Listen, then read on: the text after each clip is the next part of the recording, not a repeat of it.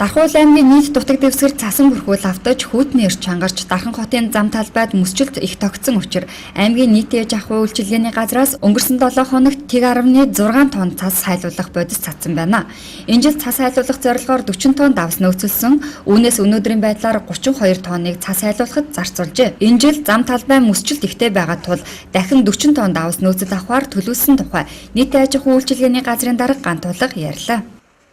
Өмнөх уламжлалаараа бол давс цацаж хайлуулдаг байсан бол энэ маань гагаарын температур хүйтсэнтэй холбоотойгоор ач холбогдол багассан. Тэгээ бид хүн сая өнгөрсөн 7 хоногт 20 тонн мөс хайлуулах цас хайлуулах бодис татаж авсан байгаа. Тэгээд өнгөрсөн 7 хоногт халдваргаатай байгаа уулзар гарцууд микрийн дээш өгсдгүүдээр бол 600 гаруй кг мөс хайлуулах бодисыг цацаж цацсан байгаа. Тэгээд энэ үр дүнд бас халдваргаа бас харьцангуй багасж байгаа. За мөн манай байгууллагаас хүсэлт гаргаж төсөв суулгаснаар цасны машинтай болох гэж байгаа. Ингээд цас мөсний цасны машин маань өөрөө тендерын зарлагдсан явж байгаа. Энэ удахгүй цагаан сарын дараа ирэх бах.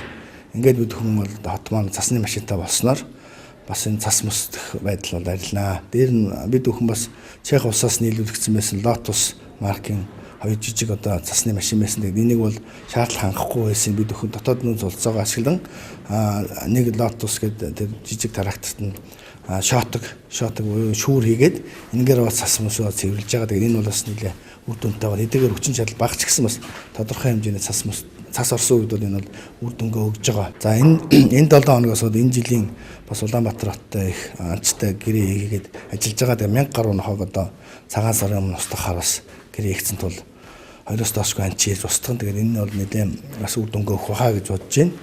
Цаашдаа бид бүхэн энэ нохоо устгахын ажилдаа яаж хандах вэ гэхээр энэ нохоо олноор үржээд байгаа олноор байгаад байгаа нийтийн зах юу газруудтай хамтарч ажиллаад энэ дотор байгаа нохоонуудыг бүгдийг устгах зайлуулгын арга хэмжээ авсны үр дүнд бидний нохоо устгах ажил манаас нэлээд үр дүнтэй болно.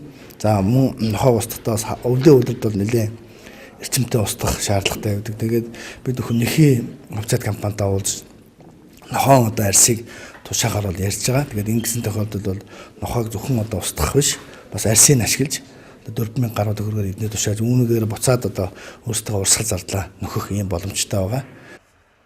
Цас цэвэрлэгч тус машин 6-8 метрийн өргөн зам талбайг цэвэрлдэг. Шүүртэй, урдаа түрэгчтэй бөгөөд олон талын үйл ажиллагаатай. Зундаа дээрх машиныг услгааны зорилтоор ашиглах юм. Мөн нийтийн аж ахуйн үйлчилгээний газраас Дархан хотын урд хойд хаалга, Моринхуур, Бурхан багшийн цэргийг дүр цогцолбор, Дүүжингүүр, Төмөр замын вокзалын нүхэн гарц зэргийг тогтмол цэвэрлж байна.